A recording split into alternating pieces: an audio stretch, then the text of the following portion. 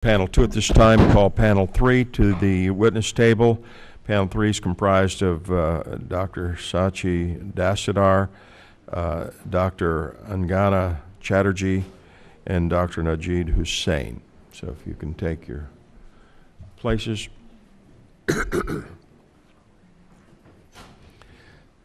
And in light of the time constraints, we're going a little bit over time here. I'll ask the witnesses, your written testimony will be entered into the official record. We ask that you summarize your opening statements in 5 minutes. And so with that, let's go in the order that was mentioned. Dr. Dastidar, you recognize 5 minutes. Thank you. So, good morning. I thank the Commission for organizing this. The topic is very dear to me, as my family, minority Hindu family, is a victim of religious ethnic cleansing, as is my wife's. Moreover, I teach a course called Politics of India and South Asia and another course called Human Rights. I have traveled widely in India, Bangladesh, Pakistan, and Pakistani Kashmir. So as you suggested, I'll primarily focus my comments on plights of Hindu, other non-Muslim minorities in Bangladesh.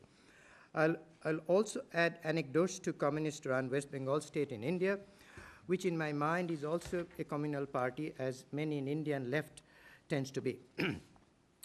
I will use my data for 2 of my recent books, and this is the book Empire's Last Casualty, Indian Subcontinent's Vanishing Hindu and Other Minorities, and just released book in India called, Bengali book called This A Bangla, Oi Bangla, This Bengal, That's Bengal, That Bengal. Empire's Last Casualty documents the loss of 49 million Hindu minorities from Bangladesh census since 1947 to 2001.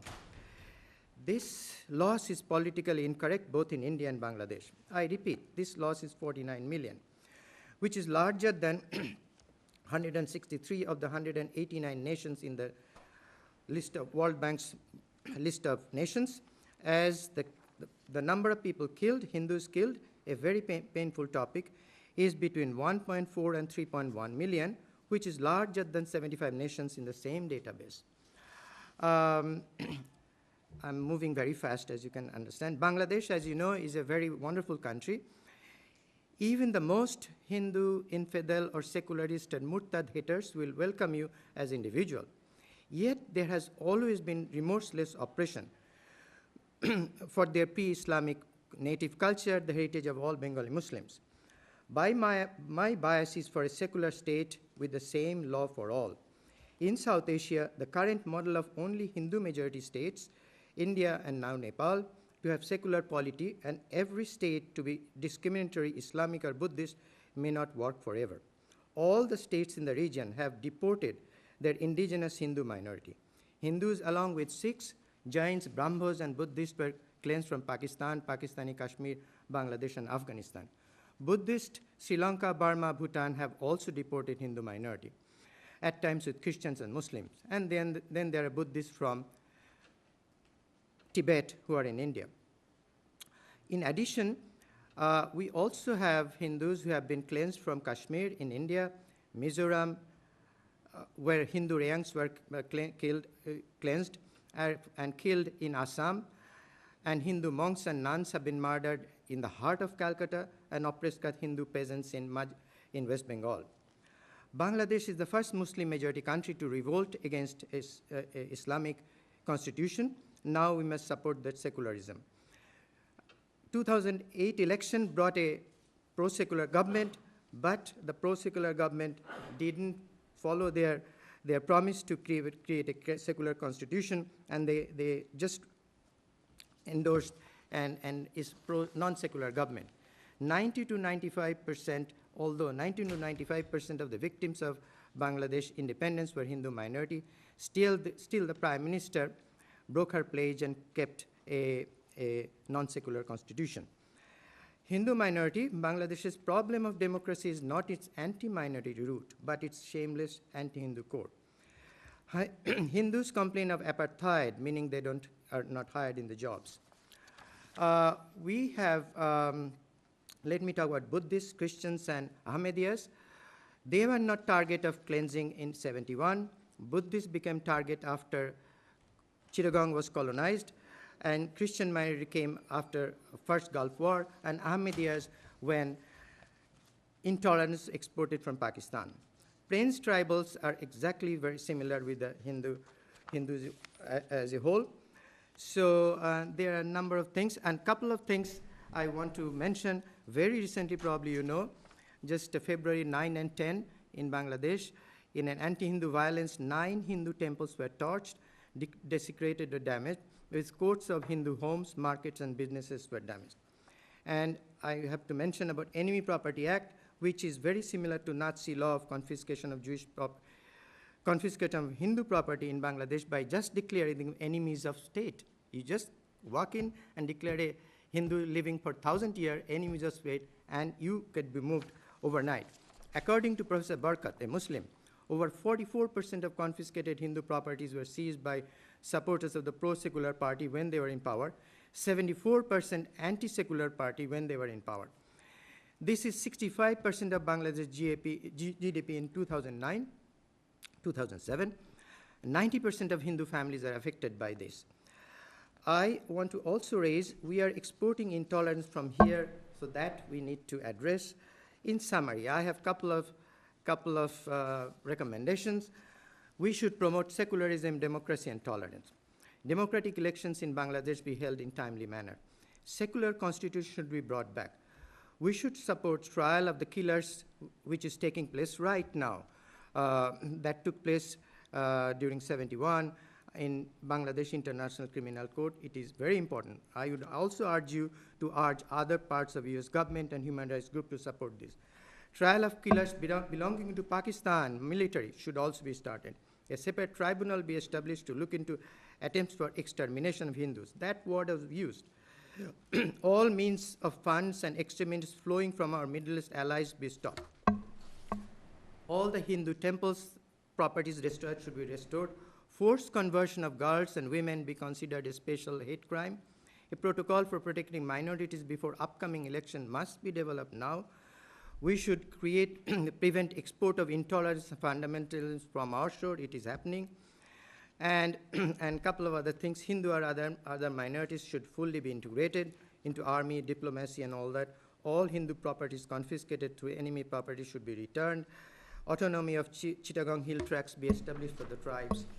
And with that, I would thank you. Thank you. I'm sorry to rush you. We're under some time constraints, but thank you, and we'll explore more with the questioning.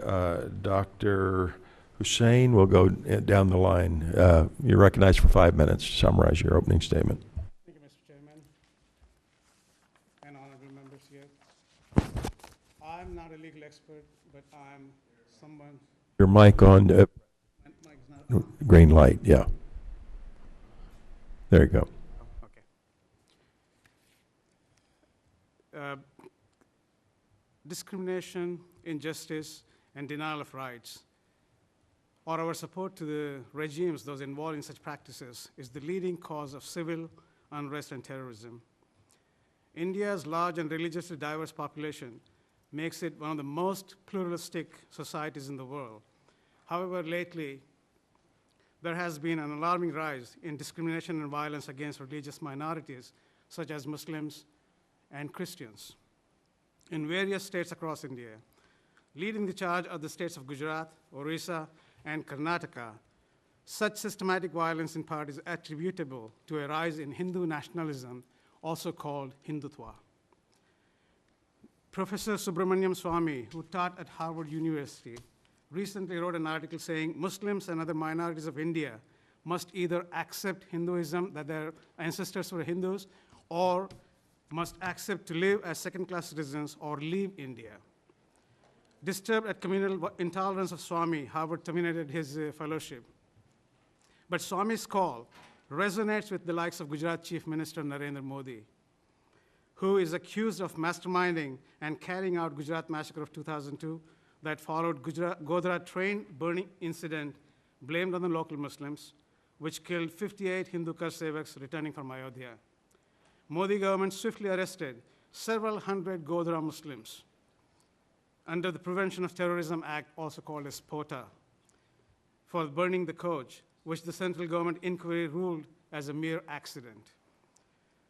Held without charge for 10 years, 63 out of nearly 300 were subsequently charged, 31 found guilty, and 11 were awarded death penalties. And this all happened within 10 years. Whoever says that our legal system or the legal wheels turn slow, that is not true. When we want, we can turn it faster. However, for the riots that followed the coach burning, killing more than 2,000 innocent Muslims, Gujarati Muslims, not even a handful of arrests have been made. Those who planned and carried out the killings have been provided total immunity by Gujarat government. Police officers who helped the rioters kill Muslims were given promotions, and those who stopped the riots or saved the Muslim lives were demoted or suspended. The central government, blunted by its own abysmal handling of the 1984 Sikh riots, stayed mostly quiet at this injustice in Gujarat. Now, I am the son-in-law of the former MP Hassan Jafri, who was among those killed in Gujarat genocide. And sir, you have visited that place and you know how it was. His house was burned along with dozens of innocent men, women, and children who had gathered in his house seeking protection from the violent mob. My mother-in-law, Zakia Jafri, is still fighting for justice, but justice continues to elude us, just as it does to thousands of other victims of Gujarat massacre. More than 16,000 Muslims displaced by the riots are still languishing in relief colonies that are denied even the most basic amenities. Modi called these camps as baby-producing factories and refused government support. He also called the riots as a reaction to the Godhra action, invoking Newton's third law, and announced compensation for the Hindu victims of the coach at 200,000 rupees, whereas the Muslim victims in the riots that followed at half that value. Now, RSS, VHP, Bajrang Dal, and many other Hindu nationalist organizations loosely called Sangh outfit called Gujarat as the Hindutva laboratory and pledged to replicate it elsewhere in India. Already, Christians and Muslims are targets in Karnataka, Orissa, Andhra Pradesh, and many other Indian states. Churches are burned. Lower caste Hindus who accept Christianity or Islam to escape the social stigma associated with that lower caste are being forcefully reconverted back to Hinduism. Now, America believes and acts when needed to preserve and propagate liberty and justice, even in countries where our security and financial interests are not at stake. In the aftermath of the Gujarat massacre, our then Secretary of State, Condoleezza Rice, asked the Indian government to ensure justice in Gujarat. We also canceled Chief Minister Modi's visa. Modi continues to be a persona non grata for our country and many other countries in Europe. But that has not helped the process of justice in Gujarat move swiftly or without political influence and interference from Mr. Modi. In an effort to put a curtain on his role in the 2002 massacre, Mr. Modi is now projecting himself as a development guru.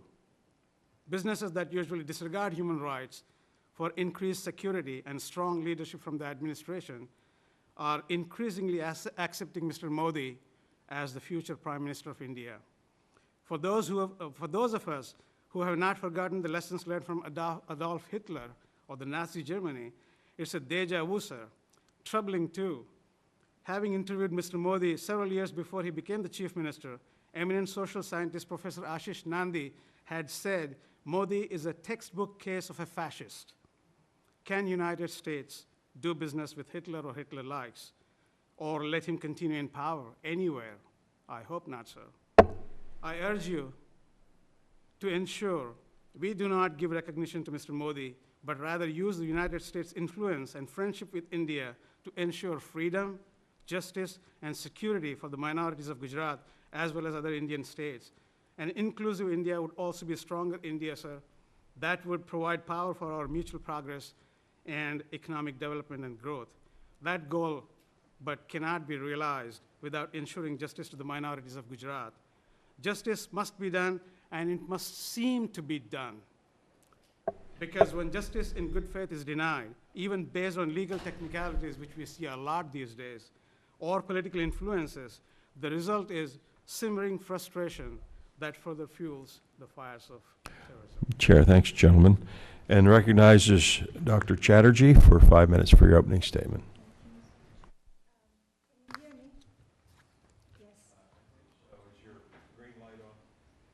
The green light? Yes. Yeah. Good. Yes, sorry. And the chair welcomes another member of the commission, Mr. Franks. You're Representative Pitts and Representative Wolf, I thank you and the Tom Lantos Human Rights Commission for honoring me with an invitation to testify. And Representative Pitts, I thank you for your distinguished work in South Asia. I would like to acknowledge the dedicated work undertaken by civil society groups in support of the rights of non-dominant religious and ethnic minorities in India, and in response to organized riots and violences against these minorities, and as well the work undertaken by state and non-state bodies. I'll speak to a few different places. Orissa. The riots and organized violence against Christian minority communities in Orissa in December 2007 and August through October of 2008 was not unexpected.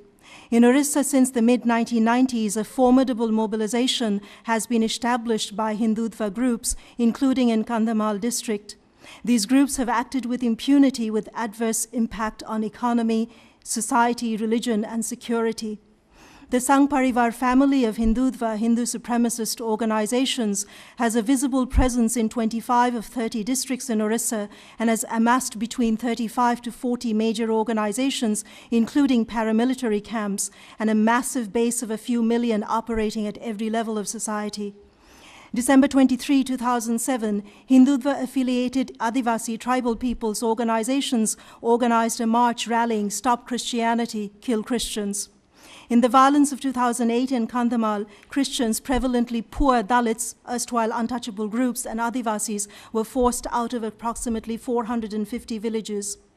About 4,901 homes were torched and 101 places of worship. More than 18,000 persons were injured as thousands sought refuge in nearby forests. Some Christians disappeared, some were tortured, including through rape, and approximately 92 were murdered.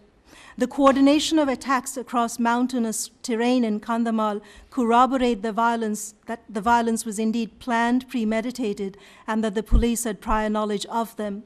The number of persons that sought shelter in relief camps operated by the state were 27,000 at its highest. Post-violence, injunctions were issued to minority communities, Christian and Muslim, to hide or erase their difference. Forced conversions of non-Hindus to Hinduism continued, economic and social boycotts as well, and psychosocial restitution was lacking. State employees intimated that minority groups must recant their grievances in order to escape further violation. Only 3,300 complaints were lodged with the police by victims and survivors of the violence, and only as few as 831 registered first information reports are on record, and of them only 510 charge sheets were issued. In 2009, I documented testimonies of Christian women survivors of the riots, and I just want to give you a fragment from one. This woman said to me, about 500 people surrounded the body of her husband. His body was aflame. They killed Christians, buried them, then placed stones over their bodies to stop resurrection. Jammu and Kashmir. The rights of the Muslim community remain compromised and there continues large-scale criminalization of the community. There is also concern for the rights of certain groups that are in minority in Jammu and Kashmir, such as Hindu Pandits. Jammu and Kashmir continues to be a nuclear flashpoint between India and Pakistan. The actions and escalated militarization across the Af-Pak border zone and the actions of violent groups across the Indo-Pak border directly impact security and integrity of lives in Jammu and Kashmir. The armed militancy, which began in 1988, abated to nonviolent dissent between 2004 and 2007. Since 1989, an extraordinary militarization has saturated life. Approximately 70,000 have died in Kashmir, including through extrajudicial or fake encounter executions, custodial brutality, and other means. About 8,000 have been involuntarily disappeared. Lawyers have reportedly filed 15,000 petitions since 1990, inquiring largely unsuccessfully into the location health of detainees and charges against them. Laws such as the Armed Forces Special Powers Act, the Disturbed Areas Act, the Public Safety Act provide legal immunity to security forces. Notwithstanding confidence-building measures and other activities, the situation remains critical. Buried Evidence, a report authored by myself along with my colleagues in December 2009, documented 2,700 unknown and unmarked graves containing 2,943 bodies, including from extrajudicial executions between 1990 and 2009. These findings were actually corroborated by the Jammu and Kashmir State Human Rights Commission in July 2011. Women in Kashmir have been victimized by horrific forms of brutality, including rape, gang and collective rape used as a tool of torture and power. There is a need as well of ascertaining the status of minorities in Jammu and Kashmir related to displacement and rehabilitation. In summer 2002, we documented a list of 51 civilians that were reportedly killed. In 2011, 56 civilians were reportedly killed. There is an urgent need for supporting the human rights of the affected civilian population as they live with the effects of the conflict and holding all parties to the conflict, state and non-state, accountable in accordance with international standards. I just have one more fragment. This is Punjab. Sikhs are required to marry under the Hindu Marriage Act since the Sikh Marriage Act was suspended in 1947. In August 2005, the Supreme Court declined minority status to Jains and Sikhs, depicting them as subsects of Hinduism. Sikhs are regularly prevented from observing Remembrance Days for 1984, the year of massive Sikh killings. Incidents of police engaging and allowing the forcible removal of turbans continue as a tactic of humiliation. Cases of custodial torture are reported at regular intervals. Gujarat, you have already spoken, Dr. Hussain has spoken to it. I just want to add one other thing, that after 2002, 240 people were held under the Prevention of Terrorism Act without due process, and 239 of them were Muslims and one was a Sikh. I wish to end by saying that human rights defenders often face threat and retaliation, including, for example, myself and my colleagues. I thank you again. Chair, I will also thanks, request respectfully that these two documents, you allow me to submit them, please. Without objection, so ordered. Thank you very much for the testimony. I'll begin the questioning. I'll start with you, Dr. Chatterjee. Your participation in this hearing has been criticized by one group who are suggesting that you're connected with Dr. Ghulam Nabi Fai. Have you ever met Dr. Fai? Yes, I have. And where did you meet him? I met him actually the first time when he came to the university where I was teaching to do a talk in 2003. And then in 2006 to 2010, he invited me to present at the House of Congress, where persons such as yourself were here as well. Okay. Have you ever received funding from Dr. Fai? No, and I wish to state for the record, and my tax records and bank records will attest to this, and anytime you, the FBI, any credible persons or commission wishes me to make them available, I of course would happily do so, that the work in Kashmir and the work on Hindu nationalism in Orissa, I have precisely because of this allegation coming up, funded from my own resources and drawn on my husband's resources as well. Well, I attended the Kashmir Peace Conference as well, and when I attended, I had no idea that Dr. Fai was connected with Pakistan's ISI. I assume you didn't either. No, and I have publicly criticized the ISI for their misogynist and violent actions, and I just wish to state as well for the record that I had assumed Dr. Fai to be an independent person, and had any of us known that he was, as has been alleged, under violation of FARA or acting on behalf of the ISI, we would obviously not have anything to do with it, and I feel quite sort of disturbed, and it is highly disturbing and disillusioning. Yeah. Thank you. I appreciate that clarification. Now, you've written about connections between those who fund the attacks on Christians and Muslims and Sikhs in India and some U.S. affiliated groups. Can you explain what the connection is? Absolutely. There are various diasporic charities here in the United States, And as you know, in 2002, we did this report called The Foreign Exchange of Hate, where we actually documented connections between US charities, and they have charitable status in the United States. They've raised funds, and those funds actually have been distributed, including to Orissa and Gujarat, for example, and given to Hindutva, Hindu nationalist organizations there. And in my written submission to you, I have offered certain details. There are further details in this book as well. To what extent is the Hindu terrorism a threat to India's domestic security and its relationship with the neighboring Muslim majority countries? I think that to have it be recognized as an act of terrorism would be, act of terror would be very, very important. I think that internally it has caused for incredible divisiveness and dissension, especially because we have seen when Hindutva organizations have acted, they have largely gone unpunished. Those organizations have not been scrutinized. I convened a People's Tribunal in Orissa in 2005 and 6, where we actually gave written details in the recommendation of how a commission may be set up to look into their activities. None of that has actually happened. Because Hindutva organizations and their cadre are not prosecuted.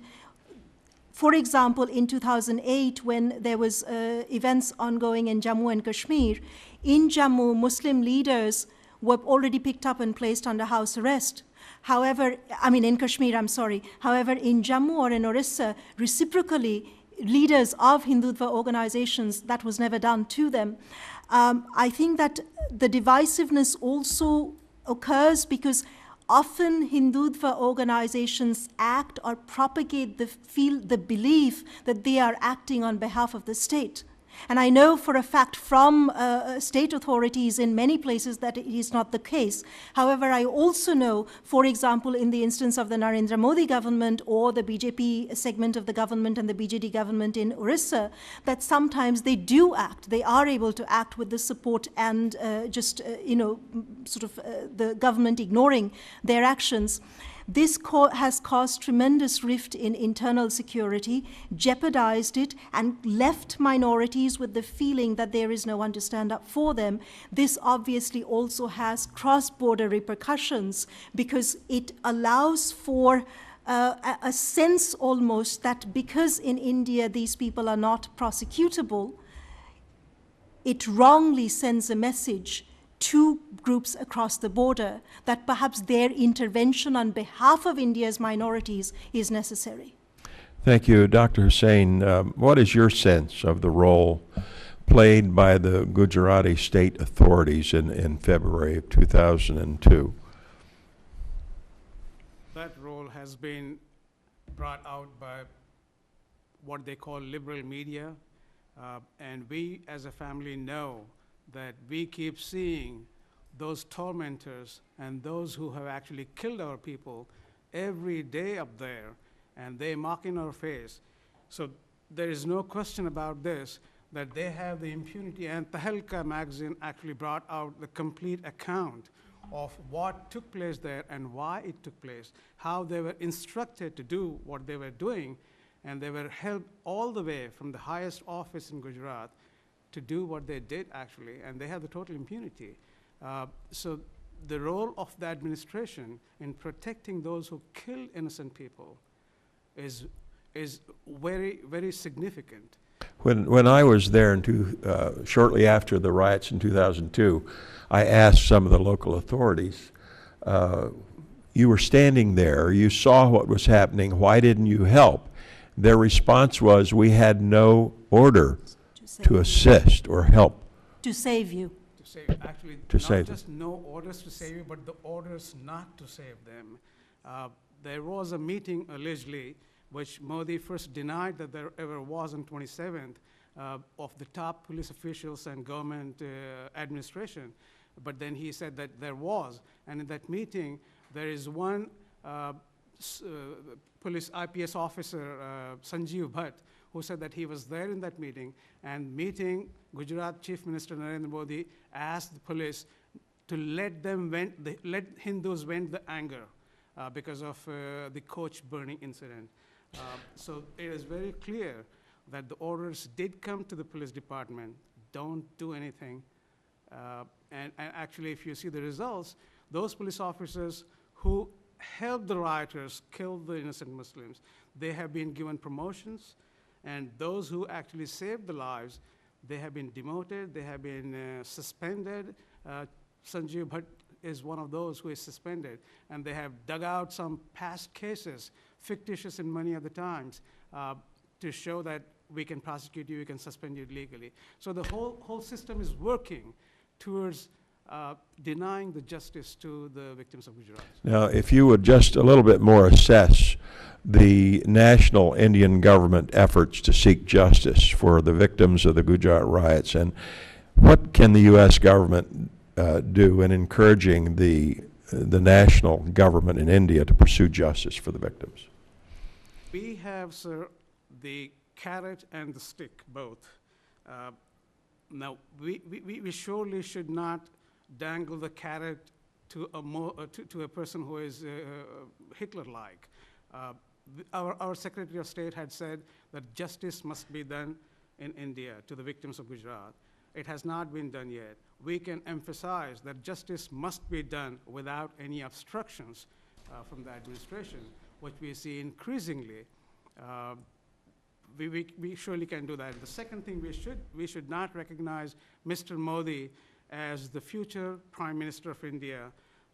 We have the ban on his visa. He cannot enter our soil, and we should continue that ban until the justice in Gujarat is done.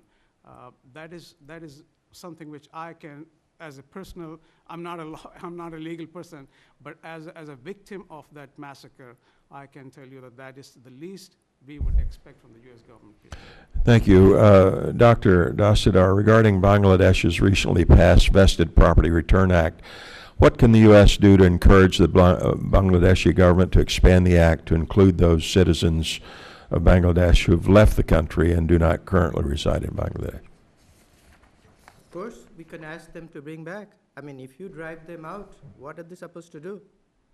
If your homes are burning, I have my student in my class whose home was burned after 92 pogrom in New York, I mean, student in New York.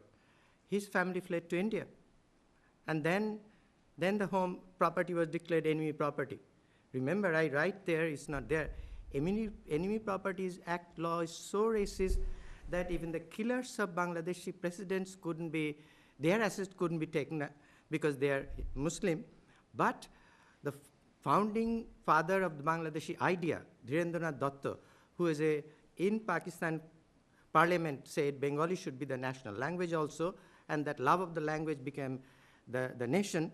Yet, when he and his son was dragged from home and murdered, even the new secular government in 71 declared his property enemy property.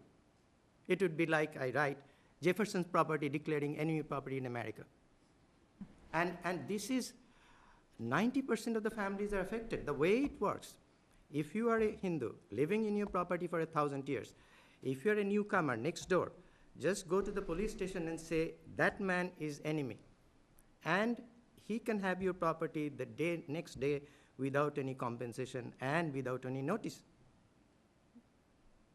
And so, I mean, it is just, see, during military regime of Ershad in 87, yes, he said, I made the land minister who was, it's there, I wrote, a Hindu. He said at that time, 1.5 million acres of Hindu land was confiscated in a tiny, small country, smaller than Wisconsin.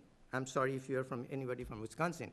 Yet, nothing has been, he said, there's nothing, I don't know if there's, as a minister, I don't know if there's anything I can do. And so it is sure, we can tell them that this thing should be stopped, we should return back the property and allow people to return. Thank you. We've been joined by another commissioner, Mr. Trent Franks, champion of human rights around the world. Mr. Franks.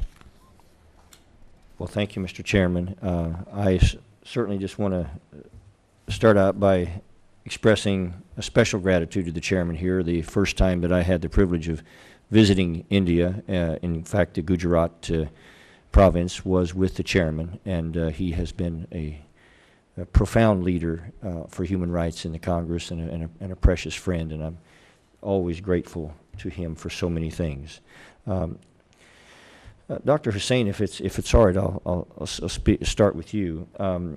You know, you referenced in your testimony that lower caste Hindus who convert to another religion are being forcibly reconverted back to Hinduism. And of course, from our Western Judeo-Christian perspective, it's a difficult concept to conceive because conversion, in my mind, has to do with someone's conscience. And it's not something that can be forced, it can only be convinced. Can you explain to me what forcible conversion looks like? I mean, how does this occur? Many of the lower caste, they're called, Hindus in India, these are also called Harijans. They accept, they have social stigma associated or attached with their lower caste status. They are not given all the rights. They are not, they're discarded basically. So to escape that, they do accept Islam, they do accept Christianity. Now, the conversion or their acceptance may not have anything to do many a times with the spirituality or the actual conviction that they should. Just the stated, it could be yeah. to change the state and get a better life, Yeah. which is fair. Yeah. And these are the ones who are forcefully reconverted because they are weak Yeah. members of the society. Yeah. And they are often reconverted Yeah. back into Hinduism. Well, thank you. That makes a lot of sense to me. It's a tragedy, but at least I understand. And I hope I'm not saying your name, Dr. Dustadar. You're saying very nice. That's very fine. Okay, we'll go with that. You know, I am so grateful for your commitment and for all the things that you are doing to help the victims of this world. But I was concerned about one recommendation, and this is a question. This is something I was a little concerned about. That there should be a hate crimes law that would make it a crime to use derogatory language toward people of another faith confession. And at the same time, of course, you know, we all decry forced conversions, which tells me, obviously, you have a deep desire, I mean, that's obvious, and concern for protecting freedom of conscience and freedom of belief. But I'm certainly no proponent of derogatory language toward anyway, but I'm concerned about the implications for freedom of speech that a recommendation to curb speech would have, and I'm concerned that your recommendation might only protect beliefs that comport with the person who's enforcing the law, you know, at the time. And in a sense, it appears to me, you know, as someone of a person of faith, if somebody wants to say, oh, your faith is nonsense, I think they have the right to say that as long as they don't say, and if you don't do what we say, we will do this and this to you. But how would you propose to protect free speech and freedom of conscience at the same time that we would outlaw some speech and some beliefs? Right. Thank you for asking. It's a difficult one, but the way I think, actually, there's so many. The word "nomo," "dhinder bacha," these are really, really derogatory words. Some using from Arabic, you know, and the way I thought is most like the way we see. We do not use N words anymore. If we do that, there are some consequences. So it's those kinds of things. There are ways that the state can do things to, yes, we want freedom of expression, but as I said, there are words that even in a free speech country like the United States, we go after the people if they use those things. So that's what I had in mind, that if there are some prosecutions, people are called, I mean, girls walking on the street, they would be called. And of course, I mentioned another one that I would like a special hate crime for forced conversion, because in Bengali we say if somebody is forcefully converted to Islam, he receives chawab or blessing from God. You've moved one step forward, and it's strongly believed. And so there is, if you look at the papers, almost on a daily basis, you'll find, I get at least 1 or 2 reports on a regular basis. It's still happening. Wives are taken away, and then some becomes a second wife of somebody else. And if you try to reconvert, then becomes in Islam you cannot reconvert, change your religion from Islam, and so there is a second attack on your families. Yeah.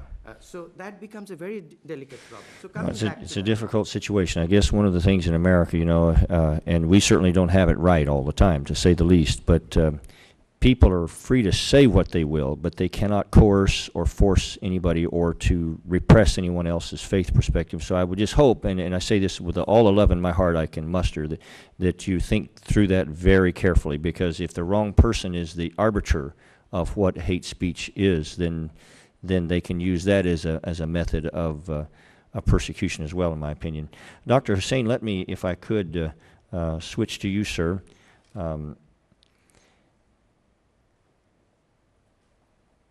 Well, let's see, I've already done that. Let me, if I could, switch to Dr. Chatterjee. You know, as you know, we have the International Religious Freedom Caucus here, and I have the privilege of co-chairing that. And our office has certainly been aware for a long time of the dire situation of religious minorities in India. I mean, this has been something that's been a big concern. But why is it seem to be so difficult to raise awareness about religious persecution in India and of course in the United States as well? Are there groups out there that don't want you to speak out about these problems, and what would motivate them, and who are they connected to?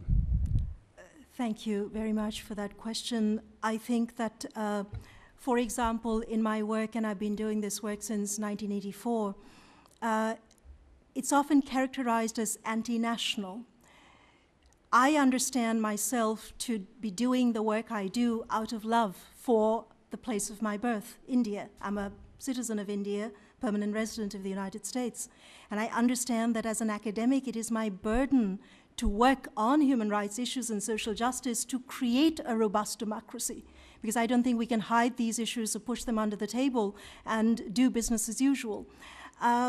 There's both sort of a way that there's an interpretation that any critique of what is majority, the majoritarian nature of the state, any critique of that is discouraged. As well, there has not been the kind of work, for example, in this country, both on issues of gender in terms of women's rights, for example, or racism. The kind of work that has happened where I think most Americans have had to deal with it, that these are issues in society, this is what we do, not at the level just that is litigious, but at a level that is social and cultural. And I don't believe that we have done that work in India with regard to not only religious minorities, but also with respect to caste, for example. There are still Dalits who are persecuted simply for being Dalits.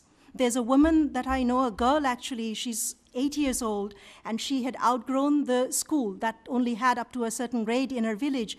She was very bright. Her village pooled together to buy her a bicycle so she could cycle to the school nearby.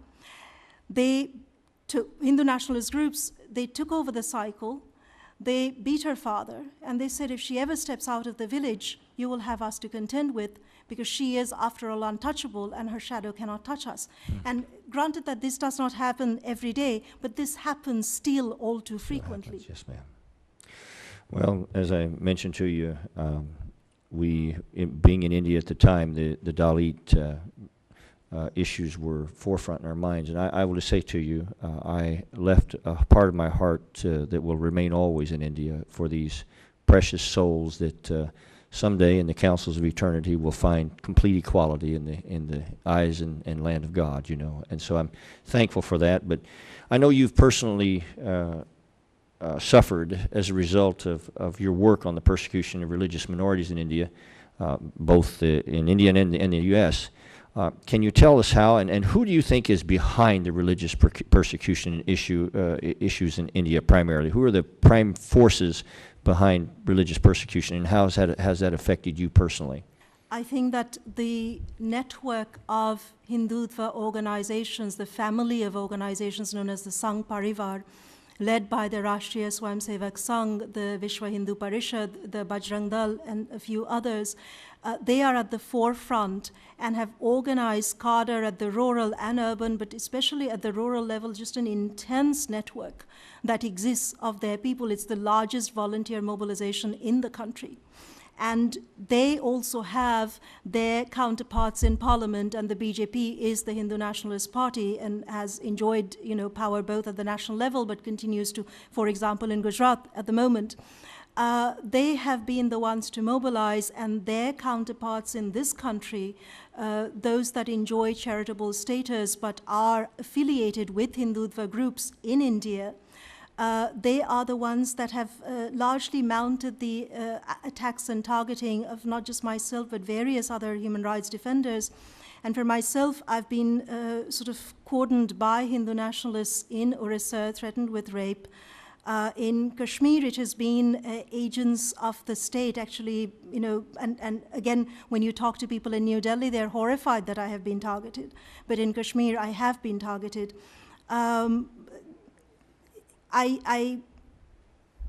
Part of me feels that the best defense is to continue the work.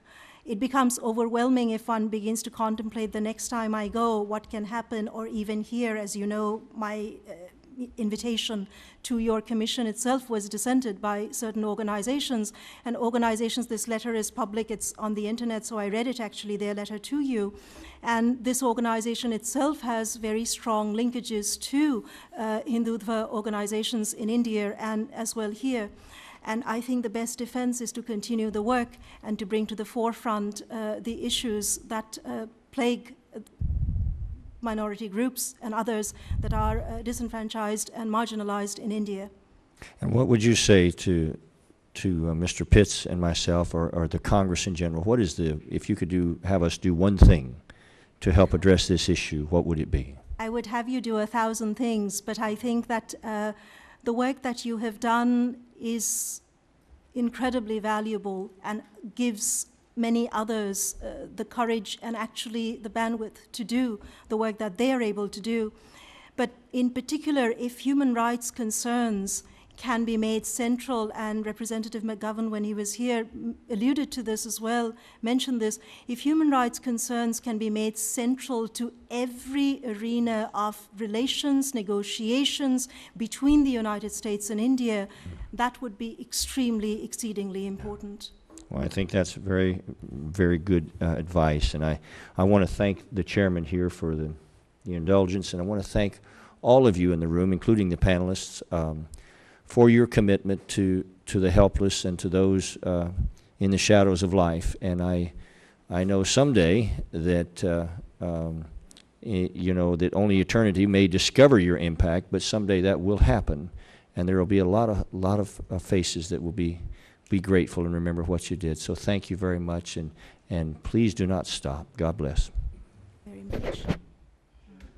Chair thanks the gentlemen, the witnesses, for your testimony. I'd like to thank all of the witnesses, everyone here, for your commitment to human rights, especially concerning the challenges facing religious minorities in South Asia. Again, thank you for your patience. We've gone over time. This is a very important hearing, very informative. You will have given us very valuable insight to the Commission and help us in our advocacy for recommendations to Congress, U.S. government.